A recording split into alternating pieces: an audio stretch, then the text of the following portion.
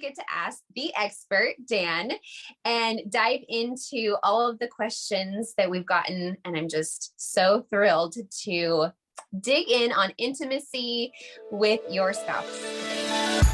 You're listening to Get Your Marriage On, the fun and spicy podcast bringing you new tools and fresh ideas so that you can be the sexiest couple you know.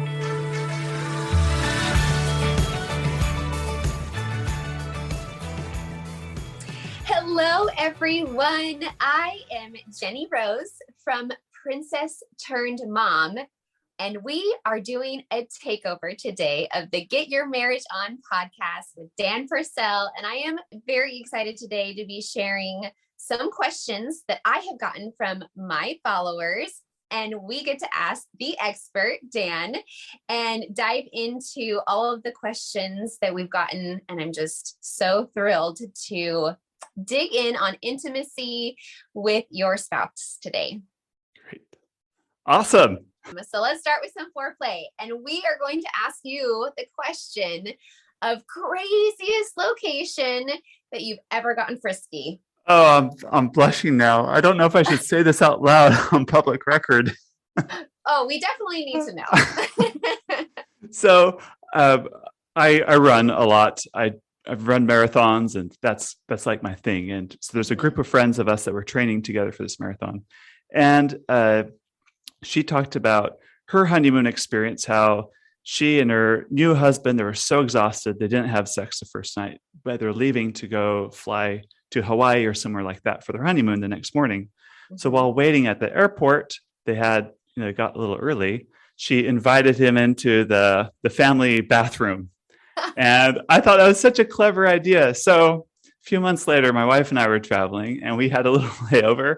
And so, yeah, we pulled it off. It was pretty exciting. I love it. That is so awesome. It's like the thrill of somebody knocking on. But you don't want to get caught at all. So it's like we had to be strategic. Okay, you go in first and I'll wait, but just don't lock the door. And I'll casually walk in, but we got to hide behind the door so like someone doesn't see another person there. And anyway, then we had to leave strategically and everything, but it was great. It was pretty spontaneous. It was fun. Yeah. Yes, for spontaneity. Yeah. Love it. All right. Should we dive into some of these questions? Because we have a lot of good ones. Let's do it. These are excellent questions.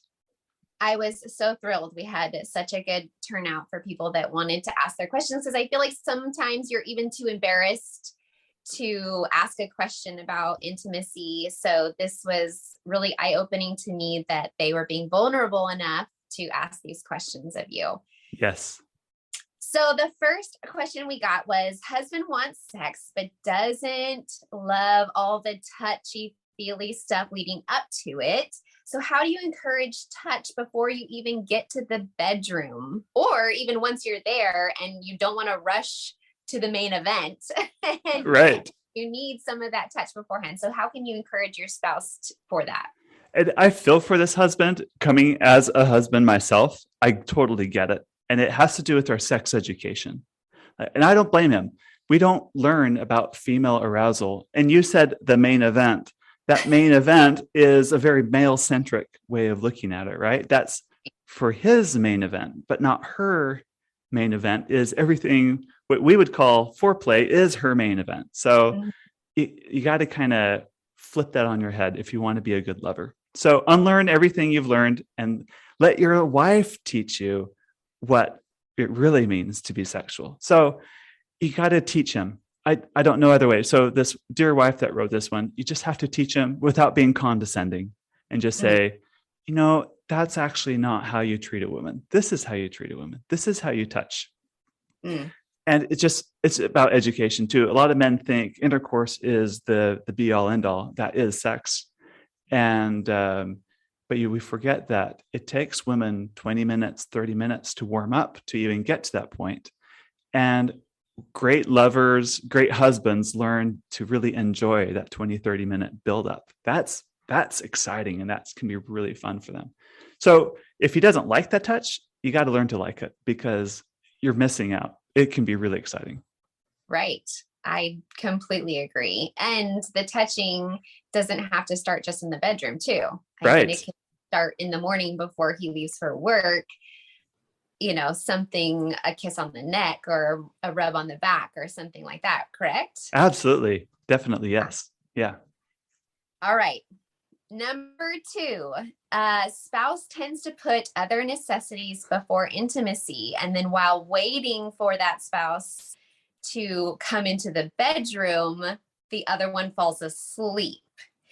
So this person was asking, like, how do I say those other things are not important? What's important is I'm waiting for you in the bedroom right now, and you're not making this a priority. And that person probably thinking, well, I've got to pay the bills and I've got to answer these emails, and that's a priority. So how do they get on the same page?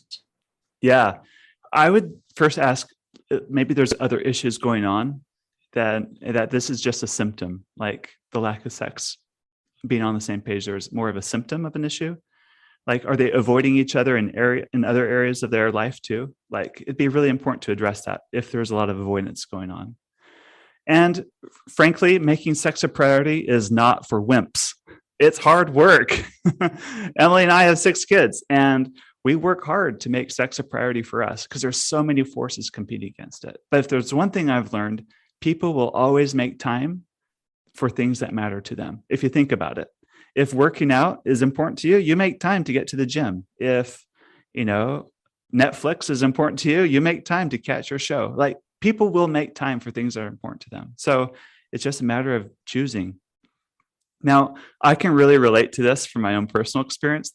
For the first 12 years of my marriage, I started a business and I worked tons of hours. And our pattern was I'd wake up really early, work, then shower, get ready for the day, then go to my office and work all day, come home, we have family time, dinner, kids to bed. And then I'd stay up working on my laptop, typing, getting caught up on emails or other things that needed to get done.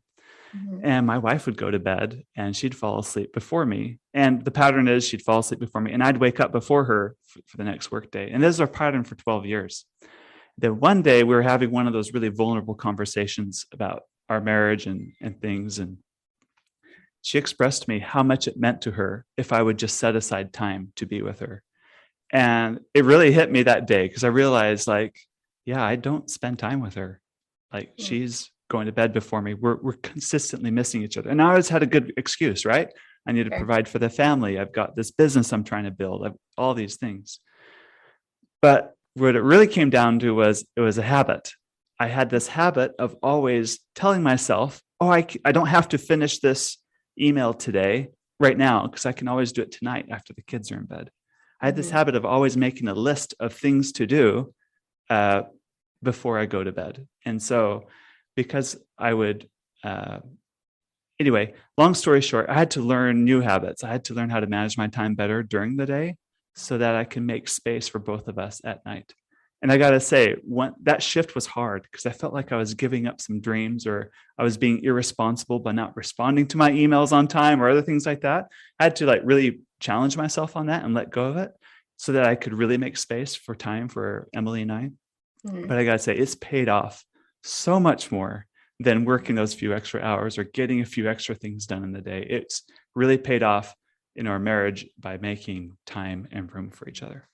Right. Because in the beginning, did you feel like, well, if I don't do this, no one else is going to do this, right? Oh, no one else can run my business the way that I can run it. And so it's like that cycle of, well, I'm doing this for my family. I'm doing this for them. Yes. At the cost of a weaker relationship with my wife. And I didn't see it at the time, but when she pointed it out, she was right. I was wrong. And I needed to change my habits. And guess what? I learned how to manage my time better during the day. And I got more stuff done during the day than I ever had before. And so in the end, it worked out for me. So did you find, because this person also asked, do we need to actually schedule it on the calendar? And that was one of her questions. It depends. Like, think back to when you were dating, you'd schedule your date, right? Like Friday night, we're going to have a date. And there's so much anticipation leading up to it. Like Friday comes and you're like, I don't know, you probably do your hair a little differently, or you take more time for your outfits because of the anticipation of the date. You can create that same Yeah, you can create that same anticipation for sex in your marriage if you schedule it the right way. And a lot of people hate scheduling because they think the spontaneity is gone. And the spontaneity will be gone when you say scheduling it means that's the only time we're going to have sex, meaning we are only limited to having sex when we have scheduled it. So if you're going to do scheduling, make your scheduling be, this is our minimum, but it doesn't mean that's the only time we're going to have sex. It just means we've agreed on a minimum, like a floor. As I read through these, there's a lot of let's get on the same page kind of language. And so when people say, let's get on the same page, just make sure that when you say that, you don't mean let's bring each other down to our lowest common denominator. Because that's not a great way to run a marriage, by the lowest common denominator of both spouses. In my opinion, what would be better is a partnership marriage where there's room for two people to thrive, and there's going to be a lot of give and take on both sides to make the marriage work well. So it's about growing and expanding to the maximum of each other rather than the minimum of what each other can give. I love that. That's great. And speaking of scheduling, we kind of did talk about the spontaneity, and somebody asked like how many days a week is a good average. And I feel like people ask that a lot, and that's such a hard question. I know, right? That is a hard question. So they've done surveys on Americans, how often they have sex. And the average is like 1 or 2 times a week. But you got to remember, they're taking into account couples that are having sex 6, 7, 8 times a week, and also sexless marriages where there's no sex going on in the marriage at all. And that's all being lumped in. So it really comes down to you and your spouse and what works for you two. You just want to stay connected. You don't want to neglect each other. Sex is such a vital part of marriage and thriving.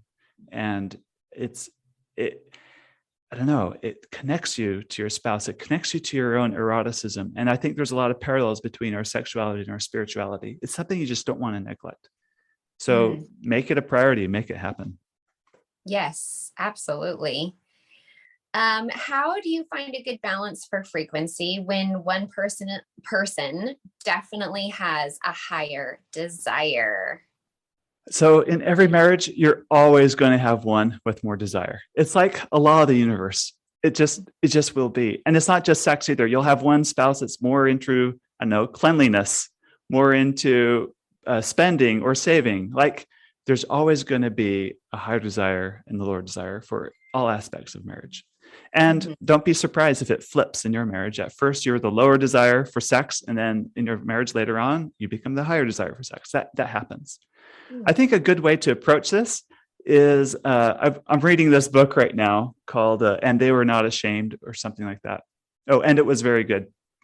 And he gives this great analogy. So I'm borrowing some of these ideas, but we can learn a lot about sexual hunger or libido, like food hunger. Like there's a lot of things we learn about like the way we approach food and its parallels for sex. For instance, when you're hungry, it reminds you that you're kind of missing something vital. So it's your body saying, hey, you're kind of missing something. So when you're hungry, you eat. And if you don't eat, you get cranky. So you got to feed your body, right?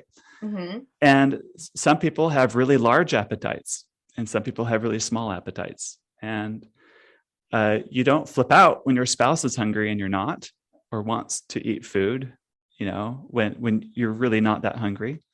Right. Or you don't flip out if they want different foods than you do. You kind of work, right? Yes. You don't be a jerk about it, I guess is what I'm trying to say. If they're hungry and you're not, and that's okay. It's not that they're being selfish, or it doesn't mean that they're less committed to your marriage. It just means that they're hungry and they want to eat.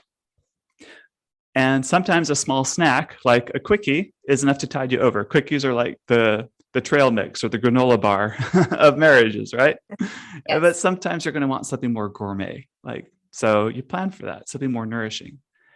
Anyway, you need to communicate your sexual hunger honestly and just be really considerate. Being hungry doesn't bestow you the right to eat whatever and whenever you want to. Just because I'm hungry doesn't mean I can do whatever I want. No, I got to be considerate about it too. And also denying your spouse's hunger is also because you're trying to punish them or trying to control them. That's just being really cruel too. So you don't want to do that. And withholding a hungry spouse when you have a pantry full of food, it's like being Mr. Scrooge. Like you don't want to be stingy either. So it takes a lot of you got to work anyway. You got to kind of work together. Now, there are some people, and I know lots of people like this, and you're probably that way too. You don't realize you're hungry unless you actually stop and you think about it. Because you're go, go, go, go, go, and you forget that you're hungry, or you forget that you're hungry until you see this delicious food in front of you, and you take a bite. You're like, oh yeah, I am hungry. I want some more of that. This is good, right? Yes. So some people are like that sexually. It's not that just because they're not hungry for sex like I am, doesn't mean they don't like sex or they're not committed to the marriage or that they're not initiating or whatever. It's just that they don't think about it unless you finally put them in a context where they're like, oh yeah, I do like that. Give me more of that. So it's totally okay if you're the spouse that has more of a biological clock for hunger than your other, because you're the one that'll remind your spouse, hey, it's time to eat. And it's not a big deal who's doing the initiating or how often it's going, as long as when you both eat, it's enjoyable for both of you. I love that analogy. That is so good. and do you find that typically people assume that the higher desire spouse is the male and not the female? But I used to think that because in my own marriage, that's my experience. I'm the male and I do have the higher desire for sex. But the more I do this work with Get Your Marriage On, I'm convinced it's probably 50-50.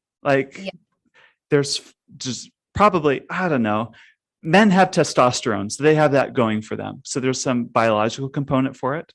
But as men age, that kind of slows down. And in general, women's libidos kick in as they age too. So I don't know. I would think it's closer to 50-50 than I would think.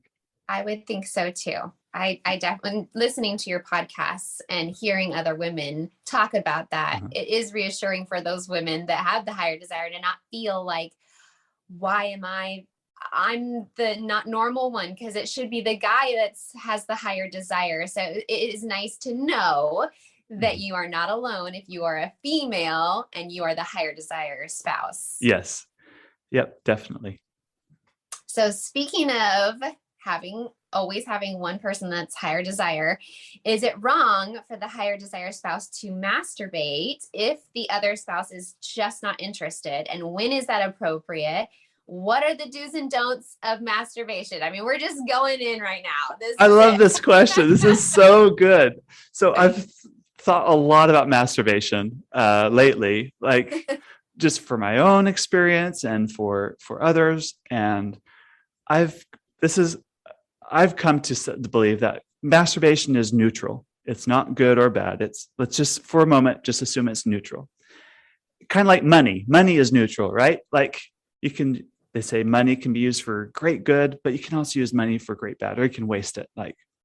So I think masturbation is neutral. It can be used for good or it can be used for bad.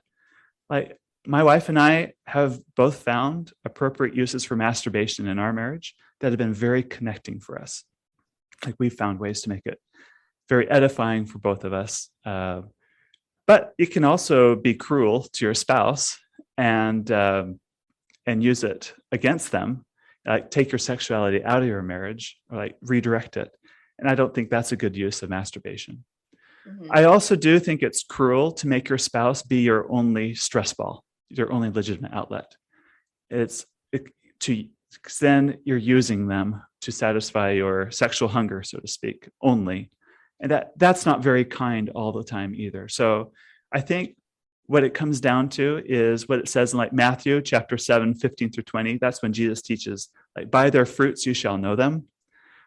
What are the fruits? What are the results that I'm getting from this activity, whether it's masturbation or whatever it is? And then, is it bringing me closer to my best values within me? Is it drawing me closer to my spouse? Do I feel I can really calm down and not be an ogre And like I can like whew, I'm okay now. Like there's a lot of good uses for it if you use it in the right way. And it really comes down to a decision between you and your spouse and you and the Lord of how you're going to use this in your marriage and use it for good. Yeah, I like that. And do you think that, and this is a little off the script, but do you think that if you were to have a fun text with your spouse where you sent a fun flirty photo, Oh yeah. and then maybe it even came a short video clip, and it almost helps in the way of that, what we were talking about, starting it outside of the bedroom, That arousal. leading up and saying like, hey, I was thinking about you. I was looking at this picture that you sent me, and it really got me thinking about Friday night, and using it in that way and saying like, I am touching myself thinking of you, and making sure that they know, hey, I'm not looking at other people. I'm not using, pornography or something like that. I'm using you as my muse. Yeah, absolutely. And I'm really looking forward to Friday. Don't you think that's connecting? Don't you think that's drawing? There's the playfulness to it too. And that's something we forget. Sex is play for adults. It really is a time to like, and it doesn't have to be so cleaned up and buttoned up either. You can like, there's time and a place for even some raunchy talk between couples, because you don't have to be so cleaned up and polite all the time in this, because you're playful. And so that playful banter and playing with our sexuality together is a sign of a very healthy relationship. I agree. Okay, so someone wrote in that they are pregnant and they're having a hard time keeping their intimacy alive during the pregnancy. And then also wondering, once the baby arrives, how to express intimacy without actually having sex, because obviously there is that time period where you're not going to be able to have sex after the baby comes. We both have gone through that before. Yep. So what would you say about, helping to keep that alive during pregnancy and then after baby comes along? Well, first of all, congratulations. Yeah. That's great to have a baby on the way. And some women have a higher libido during pregnancy, actually, because hormones and increased blood flow to the genitals and everything. So if that's you, take advantage of it. But then there's also women that have zero libido during pregnancy. They don't feel good. Right? It just comes down to working together as a team. Another tip I'd have is to expand your definition of sex. I think implied in the question is like, especially when they said we can't have sex after the baby comes, I think they're implying intercourse. And I think intercourse is great and wonderful, but it's not the be all end all. Like, you don't go to Disneyland and say, because I didn't ride the Matterhorn, I didn't actually go to Disneyland. You can do like teacups. You can do, I don't know, Space Mountain. There's so many other fun things you can do that count as going to Disneyland, other than like the one ride. So kind of take a wider perspective of what sex means. And there's different ways to touch. And to me, it boils down to connection and pleasure. Is there a way you can share that physical pleasure together in a way that's really connecting for the two of you? That's what it comes down to. Anyway, after the baby comes, just be extra considerate, and let's be realistic. Like, husbands, you need to find healthy ways to manage your sexual tension. I remember like my libido shot up tons after every baby, because I don't know, my wife is topless because she's nursing, and just seeing my wife go through the birthing process, like she goes up like 100 notches of respect in my book. Like, you went through that to bring this, like, it's kind of like, she's amazing. And all of a sudden I want to be with her more. And because I respect her so much more, my libido goes up too. And then feeling like we can't have sex is like torture to me. Anyway, so we worked out ways and found ways where I could, like, in healthy ways, kind of manage my tension. And to me, that would include just exercising, just a little bit of healthy distraction in other areas, so I wasn't so focused on what I wasn't getting. And then if appropriate, masturbation or whatever. Or there's other ways to enjoy each other too. Like there's other types of touch that are great for both. And I don't mean to be so male centric in the answer of this question, but for her, I also want to encourage her not to make sex a duty you give your husband. That will kill the passion in your marriage. If you feel like you have to caretake another person, like all of a sudden you're kind of, for instance, it's really unsexy to think of like sex in a family relationship, like parent to child, right? I think that's for biological reasons. So when you make your spouse kind of like a child, like you're their parent, you have to caretake your spouse. That takes the sexiness out of it completely. So if you feel anyway like you have this obligation to your spouse, when you're just, let's be realistic, it just can't happen, and you feel bad about that, that's going to set you up for a lot of disappointment and gridlock later on in your marriage. So drop that expectation. They're an adult. Let him handle himself as an adult, and you handle yourself as an adult. You don't have to manage your spouse's feelings all the time. I think that is so important. And listening to some of your podcasts, that's something that I've even been learning myself, is that it's not, one spouse or the other should not feel like it is like this duty or this thing on a to-do list.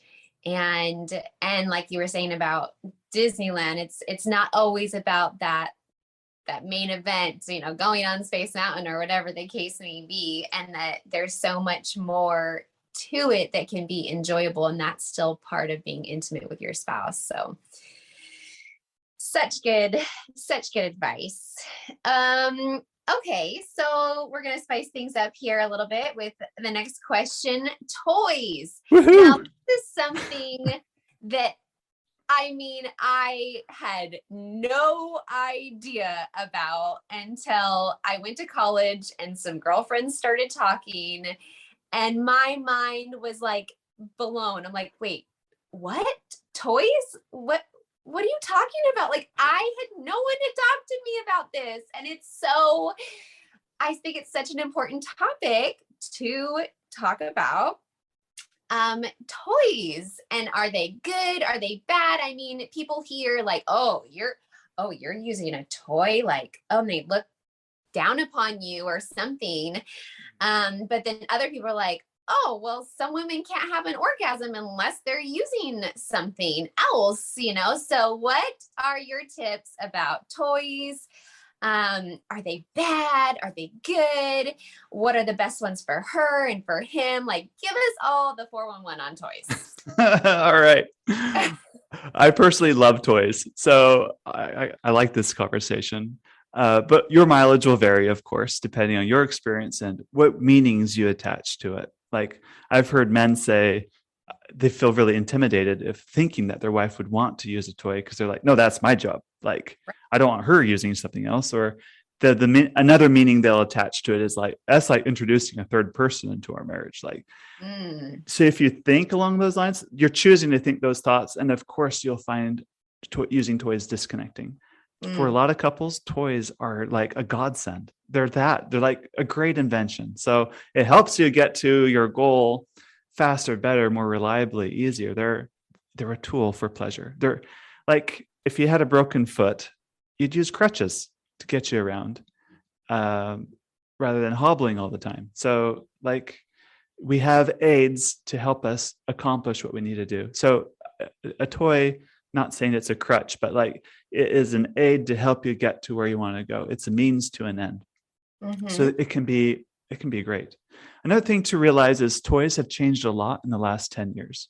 Like, way back in the day, they're always very phallic and very limited on their function, and definitely had a bad girl like vibe to them. And now it's not so much that. They've come a long way. So if you're interested in toys and you're kind of new to this, something to consider is like, what kind of toy to get. Right. Just think about what kind of stimulation you like. What is it? Some women really like direct clitoral stimulation. Others like, do not touch the clitoris, whatever you do. It's always got to be around or indirect. You never touch directly.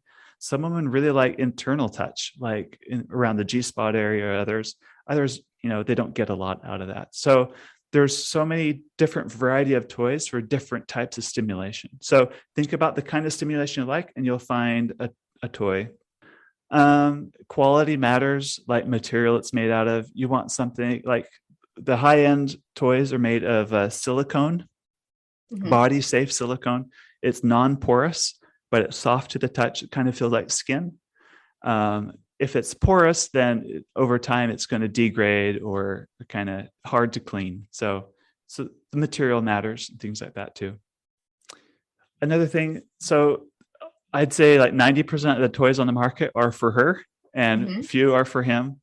And that's okay. People buy toys more for her than they do for him. But if you want a toy for him, a lot of the popular ones out there are like strokers. They kind of mimic the feel of a vagina, or they have different textures to kind of give a different type of sensation. There's vibrations are great on testicles too, for men. There's other parts of the body that really are exciting for men. We don't talk about this as much, but like when you're highly aroused, like the anal area can feel really good for a lot of men. Getting their prostate touched or massaged in certain ways can feel really good for men. And so they have toys designed just for that for men also. And let me say one more thing about toys. Toys can be used together, and it's great to be used together. There's toys designed to work during intercourse specifically. And so there's a lot of variety. It's not always a solo activity. It can be very much a together bonding thing. I love that. Let's get rid of the stigma with that. Yeah, definitely. Yep. Can you leave in the show notes, maybe, like a list of websites that you recommend? Because I know a lot of people are even hesitant to to type that into their Google because all of these like raunchy things coming up that they don't want to see. They want it to be a safe place where they can do a little research and find out what would be best suited for them. Can you give them some places to go? Yeah, definitely. I'll leave two specifically in the show notes. Both sites are, I would call them Christian friendly, meaning you're not going to find pornographic material on there. You're not going to find photos of like naked people getting it on, on the website. And the descriptions are always very helpful and always in the context of marriage. All right. I loved all of that. The next question we have is, how do you get back in the saddle again after months of a dry spell? Great. Sometimes get back in the saddle. No pun intended at all with that, exactly. Right? It's kind of like that saying, of falling off the bike and not knowing if you want to get back on, if you can get back on, if you'll remember how to get back on. Yeah. And that's true, because sex is really a use it or lose it skill. And so if you've had a dry spell, just be really realistic that your first few times engaging again aren't going to be that great, probably. And but remember, marriage is a long game. So you keep at it. You keep getting better at it. And if you've had a dry spell, be brave and make the first move. Don't wait for the other person to make the first move. Just do it. So important. How do you ask your partner for what you want without feeling weird? Great question. Okay, so when it comes to asking your partner for what you want without feeling weird, a lot of the times we're hesitant to ask because we want validation from them. We want them to oh yeah, I want that too, and be as enthusiastic as we are. But the reality is 9 times out of 10, they're not going to be as enthusiastic as you are, because otherwise you'd already be doing the thing that you want to propose. But because you're not doing it, you're hesitant to bring it up because you're really not sure how they'll take it. And chances are they won't take it very well.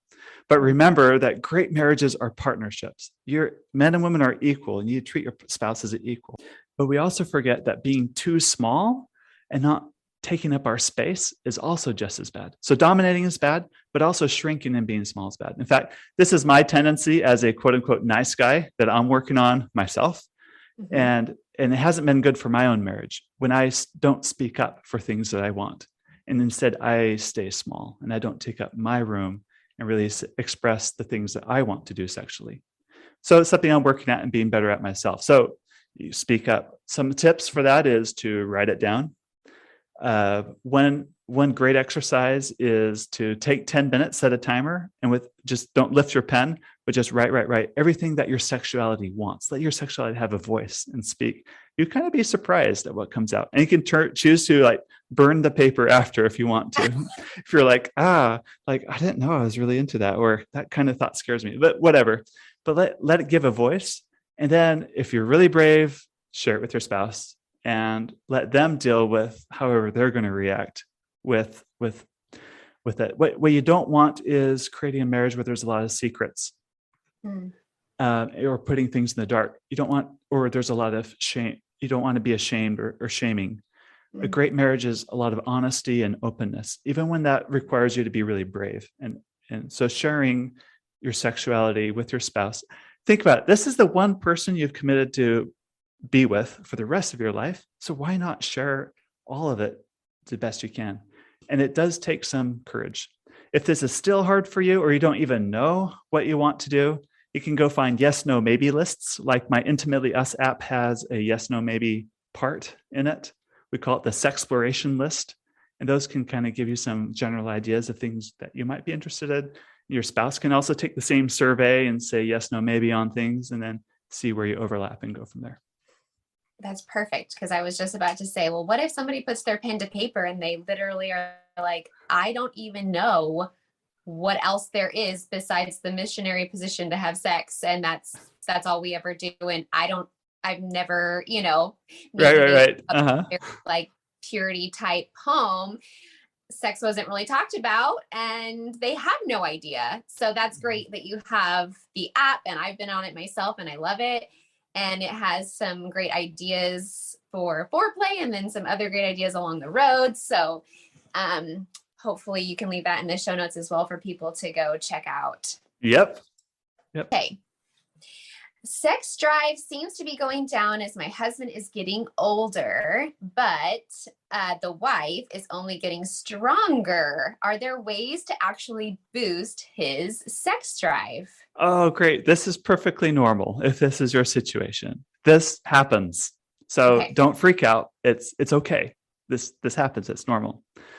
And his sex drive has probably been high because he's been relying on his body to get him going. And as a young man full of testosterone and whatever, it's really easy to let your body help fuel a lot of your sexual desire. But as he gets older, he's going to need to realize he needs to use his mind more to get his body in gear, which is kind of ironic because for a lot of women, they learn how to use their mind to get them in the mood. So it's time for him to learn that skill of how to use his mind to get him in the mood. But be really careful. There's a lot of sexless marriages that happen for couples in their 60s. He starts having, because of age, which we'll talk about in another question. I think it's the next question, erectile dysfunction, right? His penis doesn't perform the way it had to before. He's really embarrassed. So all of a sudden they stop having sex because he's too embarrassed to admit that he can't keep it up. And then their marriage, they have no sex. And then other problems start to happen too. So you can also remember, as men, even if you're not in the mood, it's like that food analogy earlier. Your spouse is hungry. Well, at least be with them while they enjoy a meal. Like you don't have to eat the same amount of food as they do, but be with them. Can you still romance them? I think there's 3 rules for any man or woman for when libido is an issue. The 3 are romance, relax, and eroticism. Sometimes men aren't in the mood because they're stressed. They got a lot going on in their head. They're busy. They're worried about the bills or why the boat won't start or just random things. And that really affects their sexual, sexual functioning. So learning to relax, a lot of that could be like through mindfulness, meditation, or doing things that help relax you, really help you move towards that. And the last is erotic. So in general, men respond really well to erotic stimuli like sexy stories, a quote unquote dirty talk or arousing language, seeing his wife turned on, like we talked about, or visuals like lingerie, strip teasing, like things like that also can really help a man kind of get in the mood too. So there's some tips I have for the wife with the higher drive to help this man get going. That's perfect. And then you kind of talked on this, but is it normal, quote unquote? I hate using that word. Yeah. For a penis to have problems during erection, to go flaccid during sex. And then you kind of talked about how we can deal with that in the moment and that there's still other ways to be intimate. But is it, quote unquote, normal for that to happen? Yes, it's absolutely fine. Normal. Okay. And in fact, if you're a man that says I've never had an erectile dysfunction issue, they're lying. Right? Or they haven't lived beyond their teenage years. It is completely normal. In fact, one study I read said about 20% of men in their 20s experience some erectile dysfunction, 30% of men in their 30s, 40% in their 40s, and so on. So about 80% of men in their 80s. So age has a factor in just general erectile dysfunction. But it's more nuanced than that, I think. I think erectile dysfunctions happens for one of three reasons. The first is a physical reason, and such as there's not enough blood flow. And that's where drugs like Viagra and Cialis has really helped men who have a physical issue with erectile dysfunction, because that drug helps target the smooth muscles to relax, to open blood flow into the penis. So for a lot of men, that's been a godsend. But there could also be relationship reasons why you can't keep it up. Like if you and your spouse are fighting or having a hard time, your body is just not going to respond. And the third, I think the most common reason, and also the one that's not talked about the most, is psychological reasons. It's what's going on up here during the act of sex. So first, let's just be realistic. A penis is not made to stay erect for very long periods of time. In a normal sexual encounter, like if you're having sex for, let's say 40 minutes or an hour, the penis is going to go hard and soft several times, and that's okay. So if you freak out about it, then, oh no, right, I'm going flaccid. If you freak out about it, that's going to make the body get stressed. And that stress response is antithetical to the relaxation you need for blood flow to that part of your body. So it works against you. So if you can kind of have a sense of humor about it and laugh it off, and just remember, it'll come back again. It'll come. It wax and wanes. It'll come back. But there's also performance anxiety. Some men go into sex with a lot of I got to do this. I got to do this right. And he's not in his body. He's in his head way too much. Or even worse, he's in her head. Is she enjoying this? Am I doing this the right way for her? Am I hitting that spot for her? And you're so focused on this outcome that it will be that big dampener on your body's ability to send the right brain signals and blood flow to your own genitals. So it really impacts your ability to have an erection. There was a season in my own marriage where I experienced erectile dysfunction, and I was embarrassed about it, but it was because I was very performance and outcome oriented. I was so fixated on my wife's experience that I stopped performing myself. I stopped enjoying it. I would start avoiding sex. I'm embarrassed to admit, but it was not a great time for us, but we worked through it. We learned how to make sex great for both of us. And if I could just relax and just enjoy the moment and be in my body instead of in my head or in her head, then it helped really things improve for us. Well, we all appreciate the vulnerability, because I'm sure there are people out there listening right now that are like, oh, I'm not alone, Yeah. Yes. Yep. There's a funny episode of Friends where Chandler has a moment of an issue in the bedroom, and he goes to fight in his roommate Joey, and he's like, have you ever had that happen? And he was like, yeah. And he's like, well, what did you do? I did it anyways. And it was it's so hysterical. But like you're saying, if that's an issue and maybe it's just not going to happen, there are ways of still having an intimate moment. Right. Yep.